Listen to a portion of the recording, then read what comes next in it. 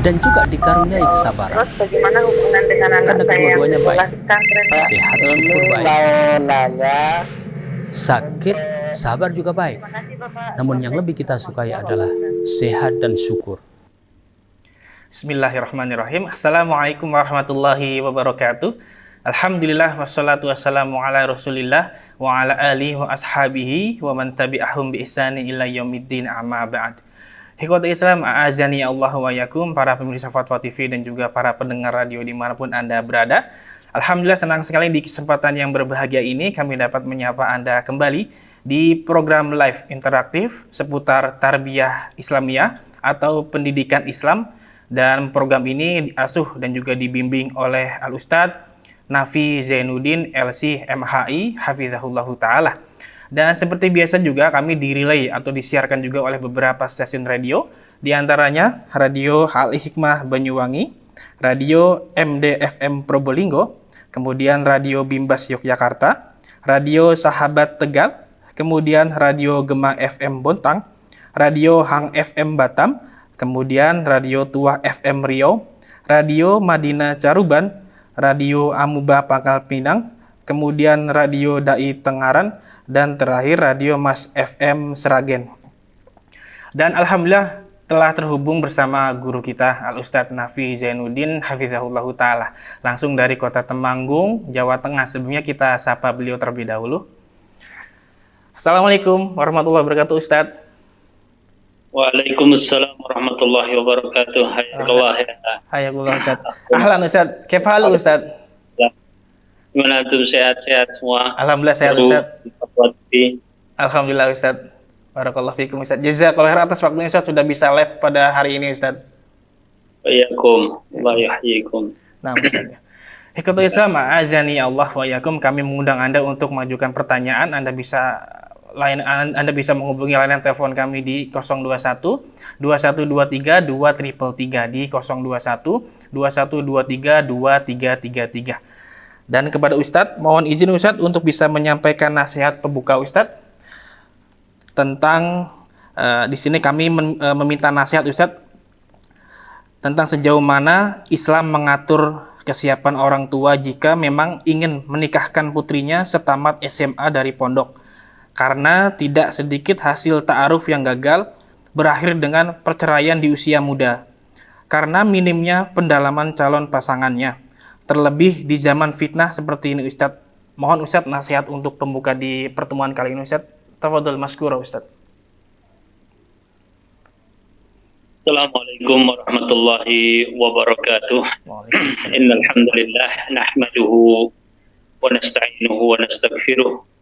ونعوذ بالله من شرور أنفسنا وسيئات أعمالنا من يهده الله فلا مضل له ومن يضلله فلا هادي له أشهد أن لا إله إلا الله وحده لا شريك له وأشهد أن محمدا عبده ورسوله يقول الله تعالى يا أيها الذين آمنوا اتقوا الله حق تقاته ولا تموتن إلا وأنتم مسلمون ويقول سبحانه يا أيها الذين آمنوا اتقوا الله وقولوا قولا سديدا يصلح لكم أعمالكم ويغفر لكم ذنوبكم ومن يطع الله ورسوله فقد فاز فوزا عظيما ونصلي ونسلم على أفضل الأنبياء والمرسلين محمد بن عبد الله من المبعوث رحمة للعالمين وعلى آله وأصحابه أجمعين وأزواجه أمهات المؤمنين ومن تبعهم بإحسان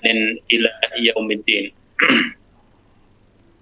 Ya, di zaman yang penuh dengan fitnah dan memang fitnah tersebut adalah fitnah yang ada di masa kita sekarang ini dan juga seluruh masa ya, karena Allah Subhanahu wa taala menguji manusia dengan berbagai fitnah.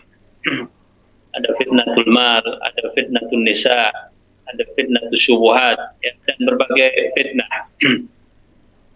Seorang muslim khususnya dalam mengupayakan agar terhindar dari fitnatul syahwat, Allah Subhanahu wa taala mensyariatkan sunnatan nabiyyin, sunnahnya para nabi, yaitu az-zawaj atau an-nikah. Rasul sallallahu alaihi wasallam bersabda, "Man istata'a minkumul ba'ah falyatazawwaj fa innahu aghaddu lil basari wa ahsanu lil farji."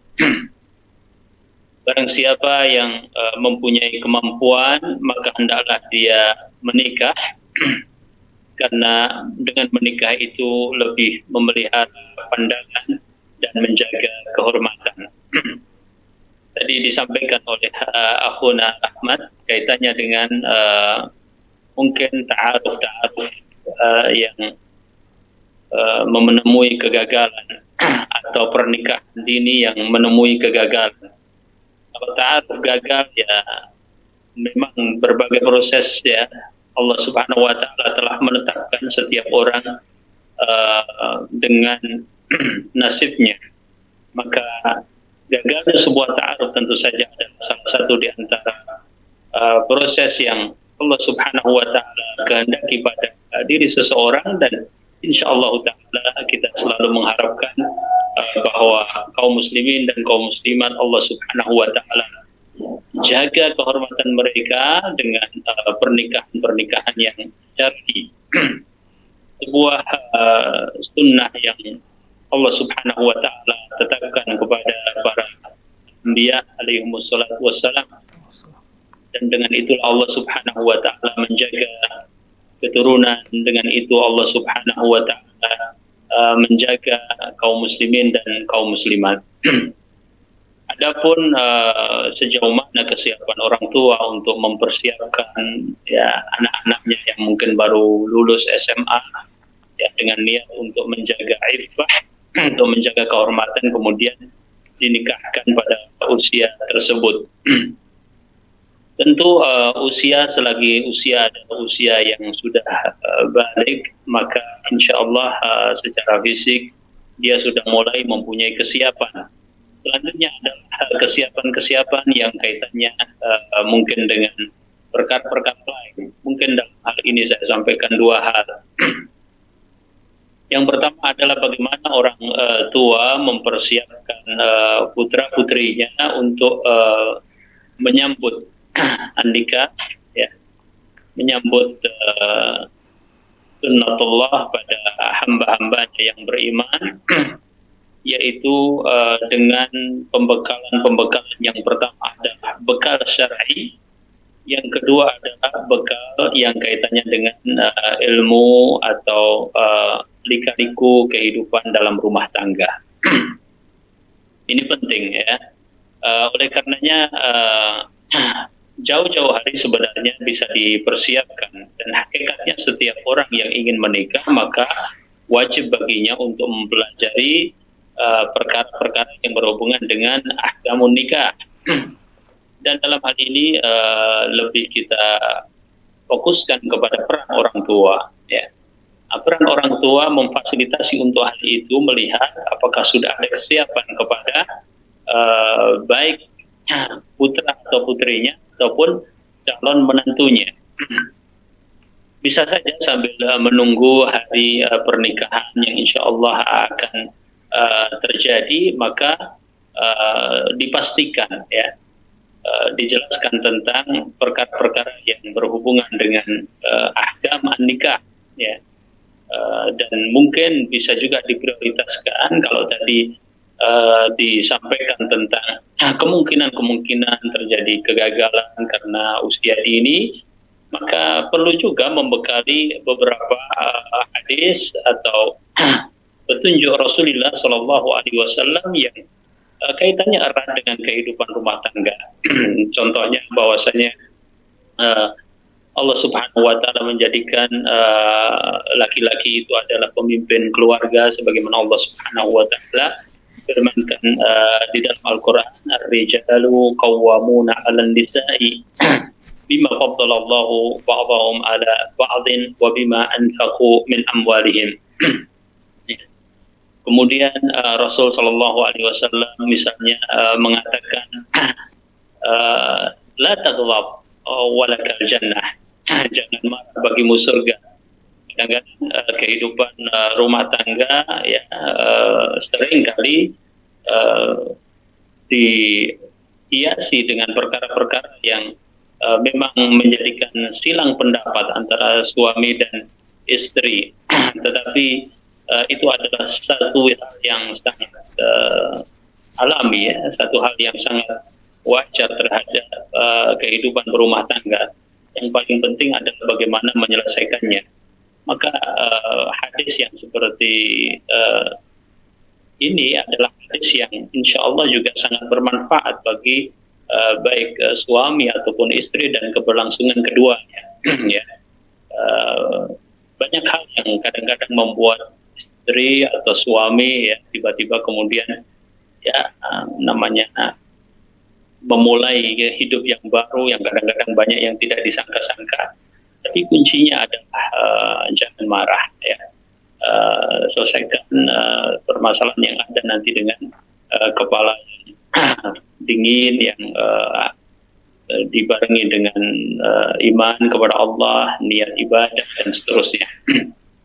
Kemudian misalnya perlu dites pemahaman misalnya calon pimpinan keluarga laki-laki ya tentang hadis Nabi Shallallahu Alaihi Wasallam innal mar'ata khuliqa min dir' bahwasanya wanita itu tercipta dari tulang rusuk ya dan tulang rusuk itu yang paling bengkok adalah bagian atasnya. Kemudian Rasulullah Shallallahu Alaihi Wasallam mengatakan indah habda apabila engkau berusaha untuk meluruskannya kasar tahu ya wa in tahu la tazalu awaj. Tapi kalau engkau tinggalkan ya seringnya ya kemudian terjadi pada seorang perempuan bahwa memang ada kebengkokan dalam tanda kutip. Oleh karenanya Rasul Shallallahu Alaihi Wasallam mengatakan istausu bin nisa'i khaira. Ya, nasihatilah wanita-wanita itu dengan cara-cara yang baik, yang masuk ke dalam hati dia, masuk ke dalam logika dia. Kemudian hadis Nabi Shallallahu Alaihi Wasallam misalnya yang mengatakan in karihta minha khalqan radita minha khalqan akhar atau kama qala sallallahu alaihi wasallam. Ya, mungkin ada sifat-sifat dari istrinya atau sebaliknya yang tidak disukai bahkan cenderung sangat tidak disukai ya, tapi ada juga hal-hal positif yang banyak ternyata. Hal yang seperti ini ada di dalam syariat kita dan Rasulullah Shallallahu Alaihi Wasallam jelas mengatakannya di dalam hadis-hadis beliau Shallallahu Alaihi Wasallam. Ya kita perlu bekali dengan ilmu-ilmu syar'i selain ahkam nikah secara umum. Kemudian yang kedua ya adalah yang berkaitan dengan bekal kehidupan berumah tangga, ya. Pengalaman-pengalaman, ya. Dan itu juga kalau dirujuk kepada syariat, insya Allah ada contoh misalnya bahwa suami istri masing-masing pasti punya kelebihan dan kekurangan. Ya. Dalam hal kemudian bergaul satu hari, kemudian kepada hari berikutnya, ya selalu ada beberapa perkara yang kemudian dirasa tidak enak mungkin dan seterusnya. Maka yang pertama diantaranya adalah jangan ragu untuk saling mengkritik, ya, kritik yang membangun dalam hal apa saja. Jangan dipendam, kalau ada masalah segera dibahas bersama. Karena Nabi Shallallahu Alaihi Wasallam juga selalu menyempatkan di satu waktu, diantaranya dalam sebuah riwayat di sore hari untuk ngobrol bersama para istrinya, ya. Ini penting ya, dan di antara obrolan itu adalah obrolan-obrolan yang berkaitan dengan mungkin adalah kekurangan-kekurangan untuk kemudian menjadi kritik bersama, ya. Masalah-masalah yang sampai pun pada sangat khusus antara hubungan seorang suami dengan istri, ya, yang mungkin tidak bisa disampaikan di depan umum, tapi bisa disampaikan antara mereka berdua. Itu pun tidak masalah seandainya mereka memang membuka untuk sama-sama intinya mendapatkan kritik yang membangun demi keutuhan keluarga mereka. Kemudian di antaranya penting bagi mereka dibekali juga untuk pandai-pandai ya, mencari sesuatu yang sangat disukai oleh suami dan sangat tidak disukai oleh suami. Demikian juga seorang suami ya, coba cari tahu apa sih yang sangat disukai oleh istrinya dan apa sih yang sangat tidak disukai oleh istrinya dan seterusnya. Ya. Barangkali dua hal ini, yaitu pertama adalah pembekalan secara syar'i dan yang kedua adalah pembekalan pengalaman-pengalaman kehidupan dalam berumah tangga. Penting untuk dipastikan oleh orang tua terhadap anaknya yang ingin menikah dan juga terhadap calon menantunya. Wallahu ta'ala a'lam. Masya Allah. Taib Ustaz, jazakallahu khairan atas nasihat yang sangat bermanfaat sekali di kesempatan kali ini. Semoga Allah senantiasa memberikan kekuatan untuk kita untuk bisa beramal soleh. Dan mohon izin Ustaz, bisa langsung dibacakan pertanyaan pertama Ustaz? Bismillah insyaallah ta'ala.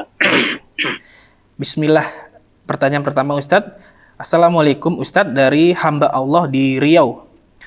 Assalamualaikum Ustaz, ana seorang istri yang baru belajar sunnah dan ingin mengajak suami belajar juga. Dahulu suami mau diajak belajar menuntut ilmu, sekarang agak sulit Ustadz.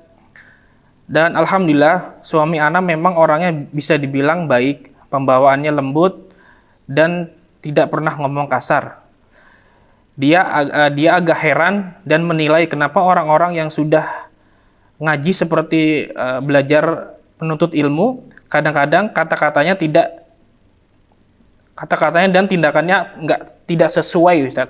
Malah masih mending orang yang belum ngaji. Apa pemikiran seperti itu subhat ya Ustaz? Sedangkan kenyataannya memang ada orang seperti itu. Mohon nasihatnya Ustaz, barakallahu fikum. Fikum barakallah. Alhamdulillah wassalatu wassalamu ala Rasulillah. Ya. Pemikiran syubhat ya, khususnya adalah poin ketika dia berpandangan masih mending orang yang belum ngaji ya. Ini adalah pemikiran yang benar-benar subhat ya. Karena ngaji yang benar pasti akan selalu menjadikan orang lebih baik ya dari kondisi sebelum mengaji ya. Cuma kita perlu adanya sedikit penjelasan di dalam masalah ini. Yang pertama adalah bahwa akhlak itu ada dua hal yang disebut dengan jibili, dan yang kedua adalah muktasabi atau muktasab. Ya. Jadi perangai seseorang, ya, bawaan seseorang, tingkah laku seseorang itu ada yang memang bawaan. Memang dia dari sejak terlahir adalah seorang yang periang misalnya, ya, kemudian seorang yang sabar misalnya, seorang yang suka kepada perkara-perkara yang lebih kepada hal-hal yang sifatnya adalah santun, ya, tidak kasar, tidak marah-marah. Tapi sebaliknya juga ada orang yang sejak lahir punya bawaan-bawaan seperti itu. Itu yang pertama. Jadi ada akhlak yang memang bawaan. Kemudian yang kedua adalah ada akhlak yang muktasab, ya, artinya kita mengusahakan pada diri kita. Misalnya Rasul Shallallahu Alaihi Wasallam mengatakan, wa may yatasabbar yusabbirhullah. Barang siapa yang mengusahakan kesabaran pada dirinya, maka Allah Subhanahu wa taala akan menjadikan dia orang yang sabar, ya. Jadi akhlak itu ada dua, ya, akhlak yang memang bawaan dan akhlak yang memang seseorang mengusahakan pada dirinya. Sebuah karunia dari Allah Subhanahu wa taala apabila suami ukhti adalah seorang yang mempunyai masya Allah akhlak yang lembut, akhlak yang santun, ya, akhlak yang insya Allah banyak disukai oleh orang karena sifat-sifat yang baik dan positif itu. Ya. Dan jazakillah khair bahwasanya ukhti sebagai seorang istri juga berusaha untuk membawa suami ke dalam kajian sunnah. Ya. Karena memang sunnah itulah Islam, ya, tidak bisa dipisahkan antara Islam dengan sunnah. Sunnah adalah Islam, Islam adalah sunnah. mempelajari Islam, orang harus mempelajari sunnah. Ya. Nah, bagaimana dengan kondisi beberapa orang yang sudah mengaji sunnah, tetapi tidak sesuai dengan apa yang digajinya, ya. Atau mending tadi yang saya katakan subhat adalah orang yang belum mengaji. Bisa jadi itu adalah ya benar sebagai sebuah kasuistik, ya. Sebab kalau orang belajar sunnah itu dengan cara yang baik dan benar, sampai kemudian seharusnya bisa merubah pribadinya, ya. Semakin benar sunnahnya kan berarti semakin sesuai dengan Rasul Shallallahu Alaihi Wasallam, dan siapapun tahu bahwasanya Rasul Shallallahu Alaihi Wasallam adalah orang yang paling baik, orang yang paling lembut, orang yang paling bisa menempatkan diri, kalaupun marah-marah karena Allah, ya. Maka apabila terjadi pada diri seseorang sudah ngaji sunnah misalnya, kemudian ternyata tidak ada perubahan atau ternyata justru bertentangan dengan apa yang dikaji, maka ini adalah kasuistik. Ya. Kita doakan agar Allah Subhanahu Wa Taala segera memberikan hidayah kepada mereka untuk kemudian bisa mempraktekkan, karena memang tidak semua orang yang belajar langsung bisa mempraktekkan. Alhamdulillah dia mau belajar, ya, karena dia berarti mengamalkan hadis Nabi Shallallahu Alaihi Wasallam, ya. Fastahduni, maka carilah hidayah itu. Dia berusaha mencari hidayah. Mungkin perubahan pada dirinya, ya, mengalami proses yang kadang mungkin cepat, yang kadang lambat. Ya.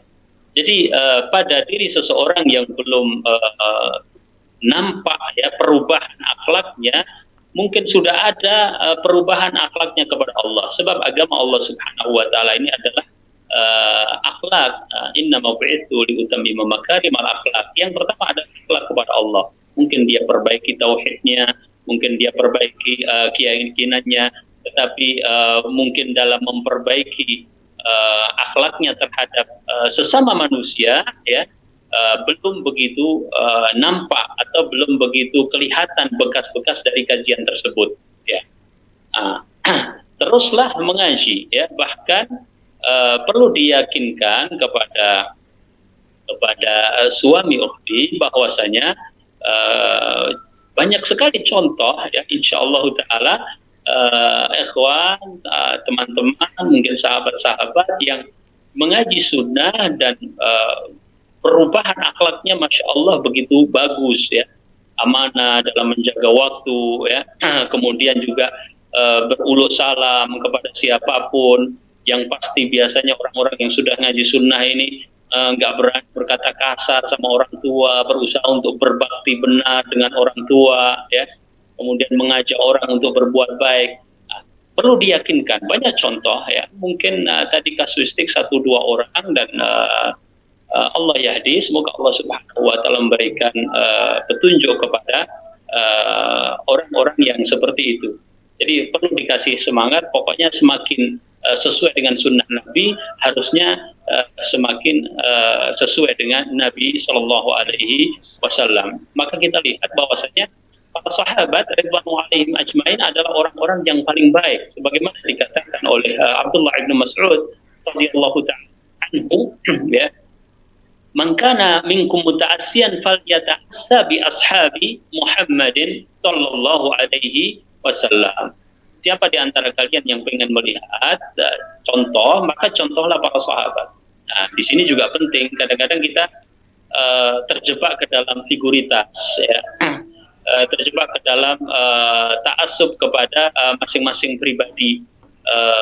Baik itu adalah seorang ustadz atau seorang yang tadinya mungkin mengajak ngaji duluan, kadang-kadang begitu, ya. Ya, kok ternyata begini, kok ternyata begitu, ya, proses berbeda-beda. Tapi kalau kita itu mengambil contohnya kepada Rasul Shallallahu Alaihi Wasallam, kepada para sahabat ridwanullah alaihim ajmain, disitulah contoh yang memang kita diminta untuk selalu berkaca kepada mereka. Merekalah cermin bagi mereka. Ya, kata Abdullah bin Mas'ud, fa innahum abarra hadhil ummah quluban.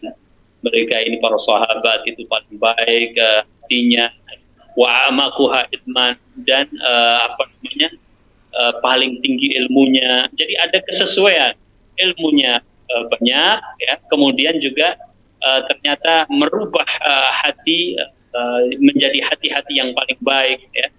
Kemudian ahsanuha halan, ya, paling bagus kondisi mereka itu, ya. Qaumun ikhtarahumullahu ta'ala li suhbati nabiyihim, yaitu suatu kaum yang dipilih oleh Allah Subhanahu wa taala untuk menjadi sahabat-sahabat bagi nabi mereka, yakni Nabi Allah Muhammad sallallahu alaihi wasallam. Maka Abdullah bin Mas'ud mengatakan wattabi'uhum fi atharihim fa innahum kanu 'alal hudal mustaqim. Maka ikutilah mereka. Mereka itulah yang sudah istiqomah di atas jalan yang lurus. Jadi insyaallah itu pertama adalah subhat, ya. Bahkan Muhammad Ibn Shalih Al-Utsaimin juga pernah ditanya, kok kelihatannya orang-orang kafir itu lebih bagus akhlaknya, ya. Itu subhat juga, ya. Kadang-kadang orang kafir itu mungkin di lingkungan kerja mereka, ya, seperti kelihatan bagus karena berusaha untuk profesional. Begitu keluar dari lingkungan kerja udah nggak tahu lagi seperti apa akhlaknya. Sementara seorang mukmin tidak. Seorang mukmin adalah baik di hadapan orang, ya, baik ketika sendiri, baik ketika hanya Allah Subhanahu wa taala yang tahu. Itulah hakikatnya seorang mukmin, orang yang di atas sunnah Nabi Shallallahu alaihi wasallam. Jadi perlu dikasih pengertian kepada suami ukhti, dan yakinkan banyak insyaallah contoh-contoh bahkan juga sahabat-sahabat kita di masa ini yang masya Allah begitu belajar sunnah kemudian akhlaknya benar-benar menjadi lebih baik dan menuju selalu kepada yang lebih baik. Wallahu ta'ala a'lam. Baik Ustaz, jazakallahu khairan wa barakallahu fikum atas jawaban dan penjelasannya. Semoga bermanfaat kepada yang bertanya. Dan akan kami bacakan pertanyaan berikutnya Ustaz. Bismillah, dari Ibnu Muhammad di Riau. Assalamualaikum Ustaz. Semoga Allah Subhanahu wa taala senantiasa melimpahkan rahmatnya kepada kita semua. Saya seorang mahasiswa. Ketika belajar sering dihampiri rasa malas. Ada saja hal-hal yang membuat tidak fokus, lelah, dan sulit untuk menangkap pelajaran. Mohon nasihatnya Ustadz bagaimana agar fokus dan mudah memahami serta semangat dalam menuntut ilmu. Sekian Ustadz, terima kasih atas jawabannya. Wassalamualaikum warahmatullahi wabarakatuh. Assalamualaikum warahmatullahi wabarakatuh. Allah ibarik fikum. Ya, alhamdulillah wassalatu wassalamu ala Rasulillah. Ya, pertanyaan yang sering kali ditanyakan, ya, dan bagus nampaknya untuk kita mendengar penjelasan Ibnul Qayyim, ya, terhadap doa Nabi Sallallahu Alaihi Wasallam. Allahumma inni a'udhu bika minal ajzi wal kasal. Ya Allah, aku berlindung kepadamu dari kelemahan dan dari kemalasan. Apa perbedaan al-ajz wa al-kasal? Ya. Beliau menyebutkan bahwasanya al-ajz itu adalah tidak mampu untuk melakukan sesuatu. Tapi kalau al-kasal itu tidak mau untuk melakukan sesuatu. Ya. Jadi malas ini sangat berbahaya. Mau saja dia sudah enggak, gitu ya. Jadi memang kita berlindung kepada Allah Subhanahu wa taala dari yang seperti itu. Tapi bagaimana tip-tipnya, ya? Orang alhamdulillah sudah mendapatkan kesempatan untuk belajar, misalnya banyak orang yang tidak punya kesempatan untuk belajar. Seorang sudah menjadi mahasiswa misalnya, seorang sudah mempunyai kesempatan untuk belajar, kemudian mempunyai kesulitan dalam belajar. Di antaranya adalah kemalasan. Mengatasinya wallahu ta'ala alam, ya, yang bisa dilakukan di antaranya seperti nasihat para ulama juga, bahwasanya apabila engkau berada di satu kondisi misalnya membaca buku, maka masukkanlah di dalam pikiranmu barangkali engkau tidak akan membaca buku itu kembali di kesempatan yang lain. Jadi jangan lewatkan kesempatan. Ya. Bisa juga seseorang karena dia tidak menguasai buku yang dibacanya, dia harus mengulang buku itu. Ya. Maka sungguh dia telah membuang-buang waktu. Ya. Dan subhanallah ya, kita dapatkan sebagai salah satu contoh untuk mengkondisikan diri agar lebih khusyuk. Contohnya adalah di dalam sholat. Ya. Ada seorang lelaki minta nasihat kepada Rasulullah Shallallahu Alaihi Wasallam. Ya. Kemudian dalam masalah sholat, Nabi Shallallahu Alaihi Wasallam mengatakan, "Sholli sholata muwaddi'in." Ya. Sholatlah kamu seperti sholatnya orang yang akan berpisah dari dunia ini. Ya. Riwayat ini adalah riwayat yang dikatakan oleh para ulama ada pembicaraan di dalam perawinya, tetapi banyak sekali atau banyak jumlahnya riwayat-riwayat ini, sehingga sebagian ulama mengatakan lahu aslun, ya, bahwasanya riwayat ini memang ada asalnya, dan kita tidak diragukan, tidak ragu bahwasanya maknanya ya sahih, bahwa seseorang yang beribadah kepada Allah Subhanahu wa taala kemudian merasa bahwasanya tidak akan ada lagi kesempatan baginya untuk beribadah, ya, maka dia akan khusyuk, ya, dia akan fokus, ya. Dia sudah merasa bahwasanya itu adalah kesempatan satu-satunya, ya. Satu orang, ya, sudah divonis untuk diberikan hukuman mati, ya. Kemudian sudah mendekati waktunya, maka selalu terdengar darinya taubat, kemudian membaca Al-Quran sampai khatam Al-Quran. Kenapa? Karena dia yakin benar tentang nilai kesempatan tersebut. Nah, cobalah kita memasukkan perasaan yang seperti itu, bahwa ya ini mumpung ada kesempatan baca buku, ya, maka kita baca dengan baik. Mumpung ada kesempatan mendengarkan penjelasan dosen, maka dengarkan dengan baik. Sebab kalau tidak didengarkan dengan baik, dia harus mengulangnya, ya. Kemudian dia harus kesulitan ini dan itu, ya. Sementara kalau dia fokus, ya, masya Allah dia langsung dapat, ya. Oleh karenanya yang pertama di situ dia berusaha untuk memasukkan ke dalam alam pikirannya bahwa barangkali itu ada satu-satunya kesempatan untuk dia mendapatkan, maka dia bisa melaksanakannya dengan baik. Kemudian yang kedua adalah lakukan hal-hal yang sifatnya masuk di dalam skala prioritas. Bagaimana skala prioritas? Anda sedang berada di ruang kuliah, Anda sedang duduk mendengarkan dosen. Kenapa harus berpikir sesuatu yang lain kalau ternyata memang bukan darurat, ya? Nanti ketika kita berada di ruangan lain, jangan-jangan berpikir yang lain lagi, ya. Justru kita harus meletakkan skala prioritas itu. Apa yang ada di hadapan kita itulah yang kita lakukan dengan sebaik-baik. Skala prioritas saat itu adalah belajar. Skala prioritas saat itu adalah mengerahkan segala sesuatu untuk mendapatkan pembelajaran dengan sebaik-baiknya. Maka itulah yang coba kita lakukan.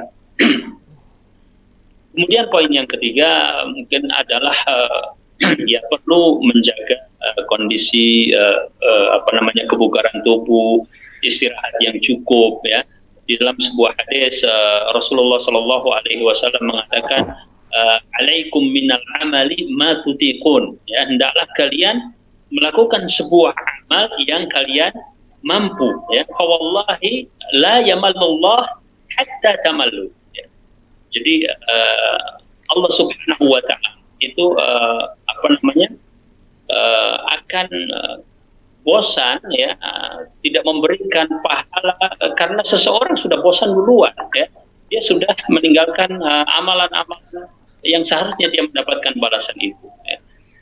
Nabi sallallahu alaihi wasallam juga pernah menegur salah satu di antara istri Nabi sallallahu alaihi wasallam, kalau tidak salah Zainab, ya, ketika ada tali di tiang masjid, ya, untuk melakukan sholat. Jadi perlu istirahat yang cukup untuk kemudian ada kebugaran di dalam pikiran, dalam badan seseorang, sehingga dia bisa fokus, ya, terhadap pelajarannya, ya, terhadap kegiatan pembelajaran, ya. Kemudian diantaranya juga yang bisa dilakukan untuk melakukan masalah ini adalah memang kita harus juga sabar. Menuntut ilmu itu perlu adanya sebuah kesabaran, ya. Ya. Tadi saya sebut sebuah hadis Nabi Shallallahu Alaihi Wasallam, wa may yatasabbar yusabbirullah, ya. Dan tidak ada pemberian yang lebih baik daripada kesabaran. Ya. Dan ilmu itu memang dituntut dengan kesabaran. Ya.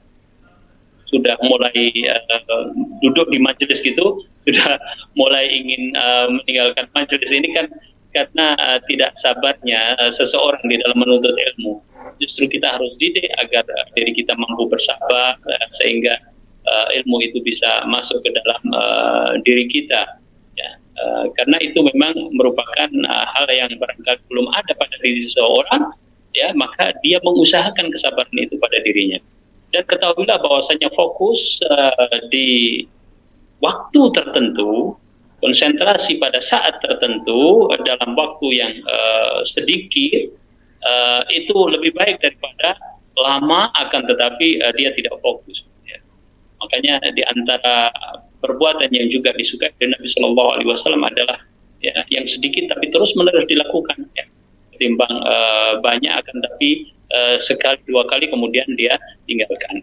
Terakhir barangkali tadi doa yang insyaallah luar biasa yang ada di dalam Sahih Al-Bukhari, dan hendaknya selalu membacanya di pagi dan petang hari. Allahumma inni a'udzubika minal ajzi wal kasal. Ya Allah, aku berlindung kepadamu dari al-ajz, ya, kelemahan untuk melakukan sesuatu, dan aku berlindung kepadamu ya Allah dari al-kasal, yaitu sifat malas karena tidak mau melakukan sesuatu. Wallahu ta'ala alam, semoga bermanfaat. Nah, Ustaz, jazakallahu khairan wa barakallahu fiik atas jawabannya. Semoga bermanfaat kepada yang bertanya. Akan kami bacakan pertanyaan berikutnya, Ustaz, dari website Dewan Fatwa. Pertanyaan dari Abu Edjik Al-Barah di Jakarta Timur. Bismillah, Assalamualaikum Ustaz. Apa ada dalilnya yang membolehkan niat menggabungkan sholat sunnah seperti sholat sunnah wudhu, tahiyatul masjid, dan qobliyah dalam satu sholat sunnah ya Ustaz? Mohon jawabannya, barakallahu fikum Ustaz. Iya. Alhamdulillah wassalatu wassalamu ala Rasulillah. Ya. Pertanyaan dari akhuna tadi kaitannya dengan niat, ya. Jadi menggabungkan niat dalam beberapa ibadah. Contohnya di sini adalah sholat khususnya, ya. Apakah bisa misalnya tahiyatul masjid dengan misalnya rakaat al-fajr, ya, dengan 2 rakaat sebelum fajar, dan seterusnya. Ya, para ulama menjelaskan bahwa sholat-sholat sunnah itu ada yang maksudah lidzatiha, ya, dan yang laisat maksudah lidzatiha. Ya. Maksudnya maksudah lidzatiha itu memang dimaksudkan untuk dilakukan sholat tersebut, ya, dengan misalnya ketentuan tertentu, dengan balasan tertentu. Contohnya adalah rawatib, ya. Itu ketentuan tertentu, ya, kemudian jumlah tertentu, ya, kemudian Allah Subhanahu wa Ta'ala juga memberikan balasan tertentu, ya. Makanya sebagian ulama mengistilahkan bahwasanya sholat-sholat tersebut mempunyai hitungan tertentu, ya, adat, ya. Jadi adadan, ya, bukan adaan, ya. Jadi ada yang disebut dengan maksudah lidzatiha atau maksudah binafsiha, ya, yang dikehendaki juga dengan adadan, jumlah tertentu. Yang kedua adalah laisat maksudah atau ghairu maksudah lidzatiha atau binafsiha, ya, atau yang dimaksud hanya adaan, yaitu terjadinya. Bagaimana penjelasannya, ya? Maksudah lidzatiha itu dikehendaki memang pada sholat tersebut. Contohnya adalah tadi sholat witir misalnya, ya. Kemudian sholat rawatib, ya, termasuk rakaat al-fajr, ya. Bagian ulama memasukkan ad-duha di sini, misalnya sholat duha, ya. Adapun yang laisat maksudah itu adalah seperti misalnya sholat tahiyatul masjid, karena perkataan Nabi Shallallahu Alaihi Wasallam di dalam hal ini adalah idza dakhala ahadukumul masjida fala yajlis hatta yusalliya raka'atain. Apabila salah satu di antara kalian masuk ke dalam masjid, ya, maka janganlah dia duduk sampai dia sholat 2 rakaat. Ya. Jadi maksudnya adalah bagaimana pertama kali yang dilakukan ketika seseorang masuk masjid itu adalah sholat, intinya begitu. Sama juga dengan wudhu, ya, sunnatul wudhu. Sunnatul wudhu itu adalah seseorang wudhu itu kan untuk sholat. Ya. Maka apabila setelah berwudhu itu dia tidak sedang akan melakukan sholat fardu misalnya, ya, tidak sedang mau melakukan sholat sunat tertentu misalnya, maka hendaklah dia sholat 2 rakaat. Nah, ini contoh yang ghairu maqsudah lidatiha. Ya. Jadi bisa kita bedakan di sini antara kelompok sholat sunnah yang masuk di dalam maqsudah lidatiha dan kelompok sholat sunnah yang laisat maqsudah lidatiha. Ya. Nah, bagaimana hukum tadakhulun niat tadi, ya, memasukkan antara satu niat sholat dengan niat sholat yang lainnya. Kalau itu terjadi antara yang sholat memang sudah lidatiha, yang sebagian disyariatkan qadha di situ, maka tidak boleh ada tadakhul an-niyat. Misalnya dia sholat rakaatai al-fajr misalnya, 2 rakaat sholat fajar, ya, misalnya sekalian sholat duha misalnya, ya, misalnya dia ketinggalan, ya, sebelum fajar dia ketinggalan 2 rakaat itu, kemudian dia qadha setelah itu, ya, misalnya, maka tidak bisa karena memang masing-masing maqsudah lidatiha. Tetapi kalau salah satunya itu bukan maqsudah lidatiha, maka boleh, ya. Contoh misalnya seseorang masuk ke masjid sebelum sholat fajar, ya, maka apakah dia sholat 2 rakaat tahiyatul masjid, kemudian 2 rakaat qoblal fajar, atau 2 rakaat qoblal fajar itu sudah cukup, ya? Maka jawabannya kata para ulama adalah cukup, ya. Jadi 2 rakaat sebelum fajar itu sudah masuk di dalamnya niat tahiyatul masjid, karena maksud daripada jenis sholat ketika masuk masjid sudah masuk ke dalam rakaatai al-fajr itu, ya. Atau bahkan dua-duanya adalah ghairu maqsudah lidatiha, ya. Maka ada tadakhul an-niyat tadi, setelah wudu kemudian dia mau ke masjid, mau duduk, tidak waktu sholat misalnya, maka 2 rakaat itu tadakhul antara sunnah wudu dengan sunnah tahiyatu al-masjid, maka boleh di situ ada tadakhul, ya.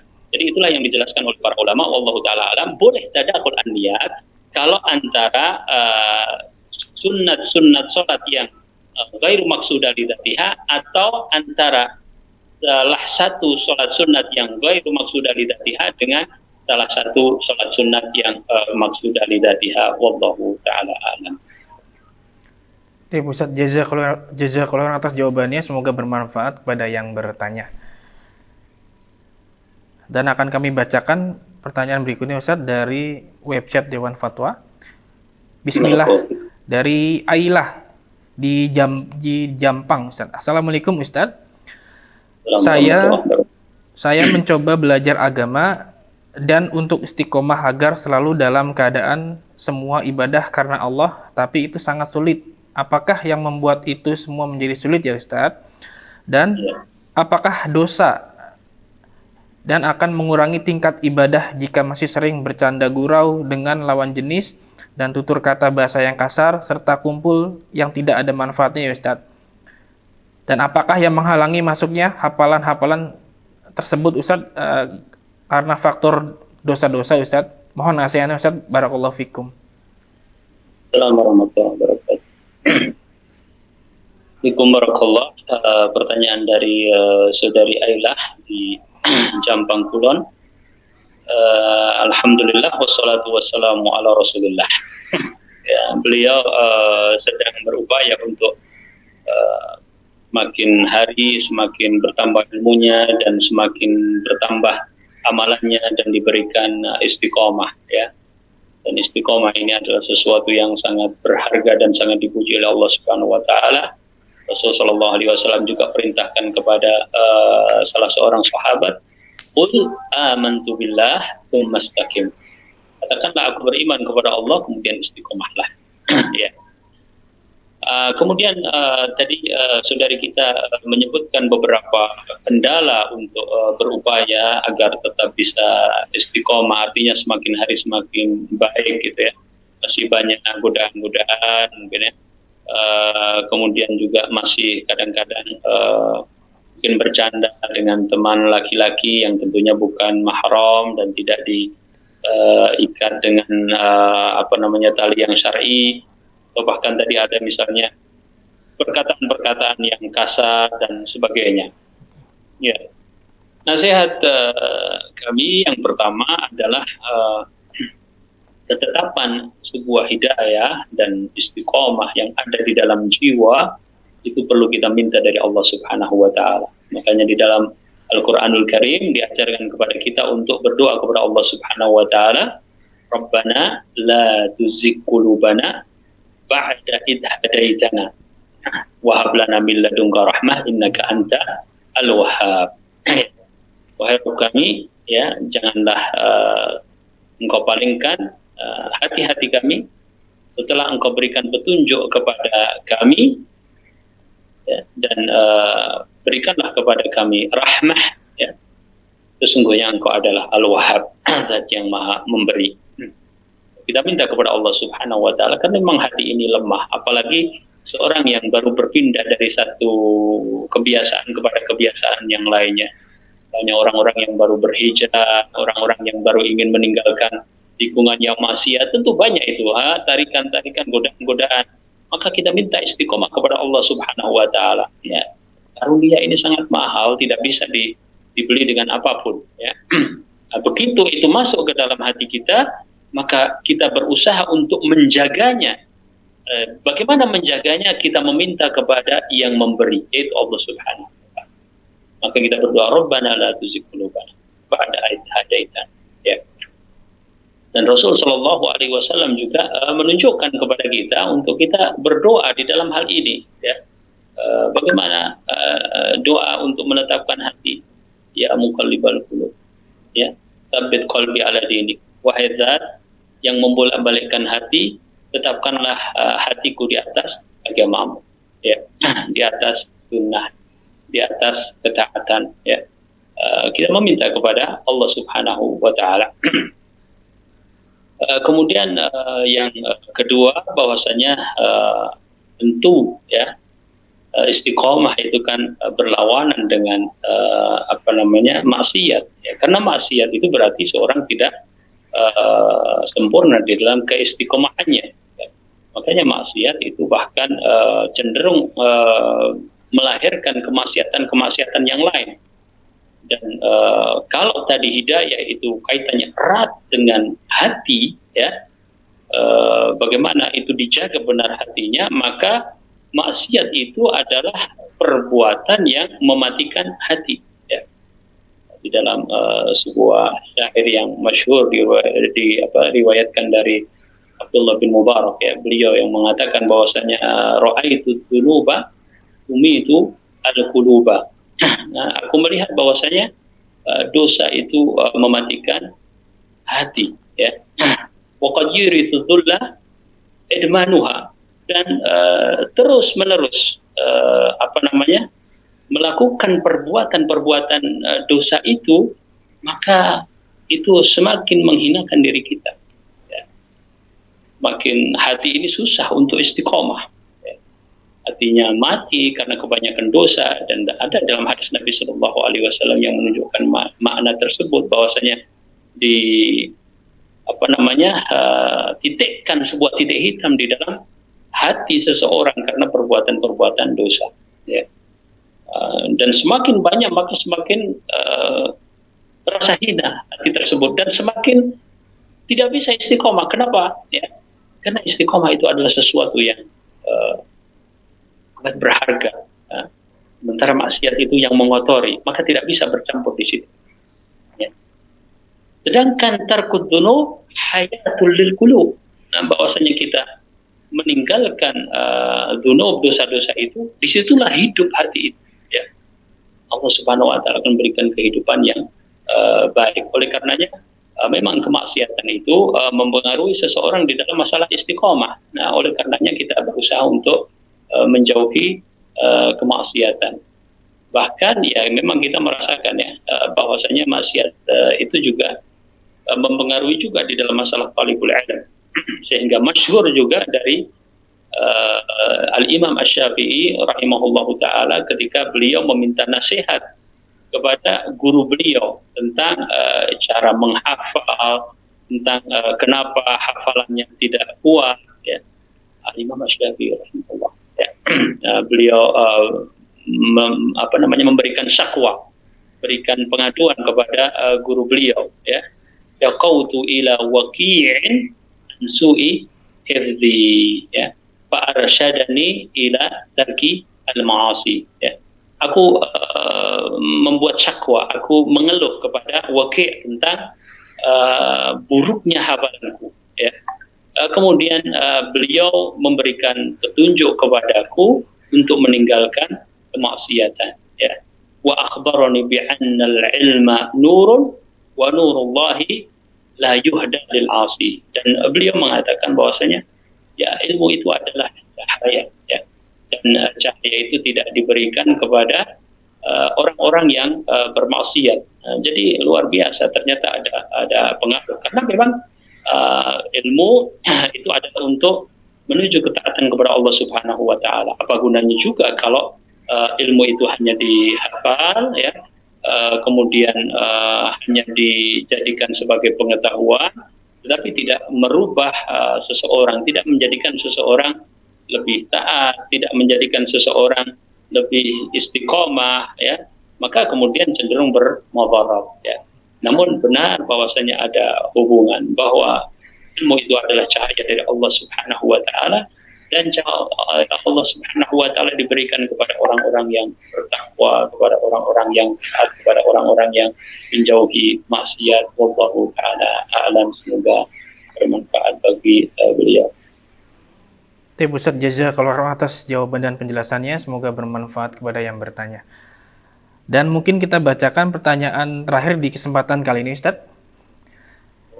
Ya, bismillah, dari Ima di Sulawesi Tenggara, Kota Bau-Bau. Assalamualaikum Ustaz. Ya. Assalamualaikum warahmatullahi wabarakatuh. Saya ingin bertanya, dalam agama kan dilarang adanya dukung, Ustaz, atau kita mempercayai dukung karena dukung adalah perbuatan syirik, yaitu sesembahan selain Allah. Bagaimana caranya seorang anak untuk tidak menyakiti hati orang tua dengan bentuk perkataan atau penolakan dengan adanya dukung ya Ustaz? Karena orang tua sedikit-sedikit atau apapun selalu pergi ke dukung. Contohnya seperti apabila kita mau pergi ke luar daerah atau sebuah masalah atau sakit dan lain-lain Ustaz. Mohon nasihatnya Ustaz. Alhamdulillah wassalatu wassalamu ala Rasulillah. Ya, adalah bagian dari nikmat Allah Subhanahu wa taala ketika seorang anak diberikan ilmu ya, dan mengetahui bahwasanya orang tuanya berada di dalam kesesatan yang harus dia selamatkan ya. Dukun tadi ya, jadi dukun, kahin ya, dalam bahasa Arab ya, atau arraf ya. Arraf itu yang menebak-nebak tentang apa yang akan terjadi dan seterusnya ya, dinamakan dengan arraf ya. Nabi Shallallahu Alaihi Wasallam ancamannya juga sangat keras di dalam masalah ini, karena memang percaya kepada perkara-perkara gaib, sementara mereka tidak mengetahui hal-hal yang gaib, dan al-gaib itu hanyalah milik Allah Subhanahu wa taala ilmunya, dan bahkan Rasulullah Shallallahu Alaihi Wasallam pun tidak diberikan kecuali sedikit, dan tidak mengetahui kecuali yang diberitahu oleh Allah Subhanahu wa taala ya. Lau kuntu a'lamul ghaiba lastaghfartu minal khair. Ya, kalau aku tahu yang gaib, aku akan berbuat lebih banyak kebaikan, kata Nabi Shallallahu Alaihi Wasallam. bagaimana cara mencegah, ya, kemudian cara memberikan nasihat orang tua yang berada di dalam kesyirikan. Kita mungkin bisa mengambil ibrah dari apa yang dilakukan oleh Abul Anbiya, yaitu Nabiullah Ibrahim alaihi salatu wassalam. Ya. Nabi Ibrahim kita mempunyai seorang bapak yang wasani, yang penyembah berhala, bahkan pembuat berhala. Ya. Nabi Ibrahim menghadapi bapaknya tidak seperti menghadapi kaumnya.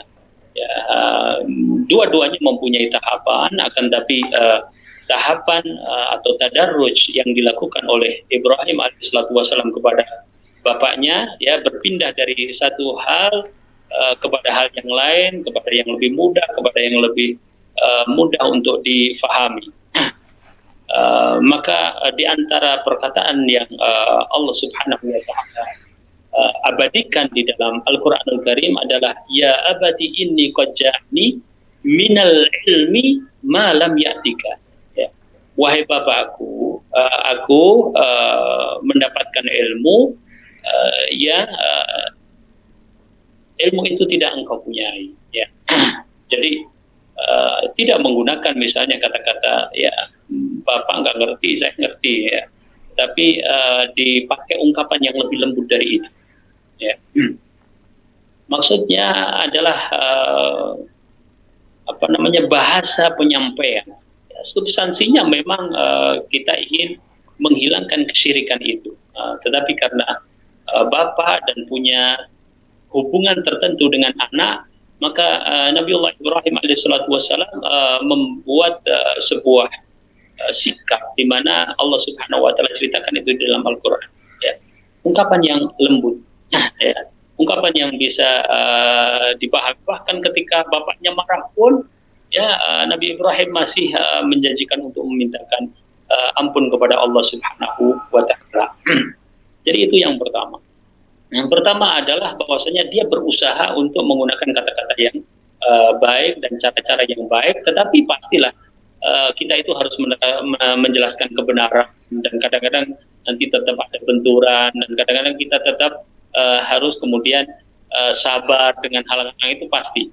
Tapi ada satu kesempatan yang nampaknya bisa dilakukan, diantaranya adalah kita selalu cepat bergerak, ya, sebelum bapak itu pergi ke dukun untuk masalah apa saja, ya, untuk masalah sakit, untuk masalah sebelum bepergian, ya, kalau perlu kita inisiatif dulu. Contoh misalnya masalah sakit misalnya, kita bilang saja misalnya bapak aku dapat doa dari ustadz, ini doa coba kita baca, sama aja dia ke dukun, ya, minta beberapa, ya, perkataan-perkataan yang nggak jelas, ya, maka kita tawarkan doa. Atau kalau sakit bisa saja air ruqyah yang benar-benar air ruqyah dari seseorang, atau dari ukti sendiri, atau dari ustadz sendiri misalnya, ya. Ini adalah langkah-langkah inisiatif yang segera bisa kita lakukan sebelum dia melakukannya, ya. Dan biidznillah ta'ala kita berdoa kepada Allah Subhanahu wa taala dan itu bermanfaat, maka dia akan percaya kepada kita. Dan ketika dia sudah percaya kepada kita, maka insya Allah ta'ala jalan untuk memberikan nasihat kepada dia juga akan semakin terbuka. Jadi kuasai masalah bagaimana doa-doa sakit, termasuk bahkan mungkin doa safar, ya.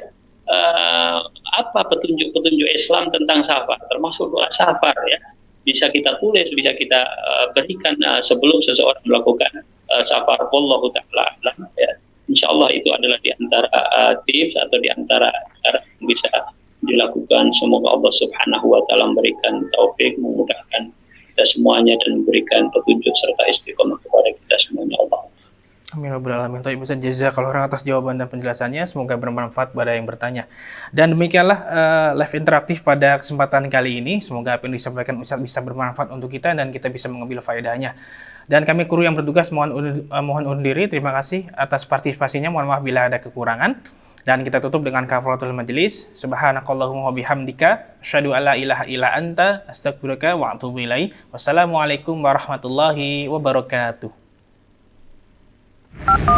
dan juga dikaruniai kesabaran. Terus bagaimana hubungan dengan anak Karena saya yang kedua-duanya baik. sekolah pesantren, Pak? Sehat, syukur baik. Mau nanya, Sakit, sabar juga baik. Terima kasih, Bapak. Namun yang lebih kita sukai adalah sehat dan syukur.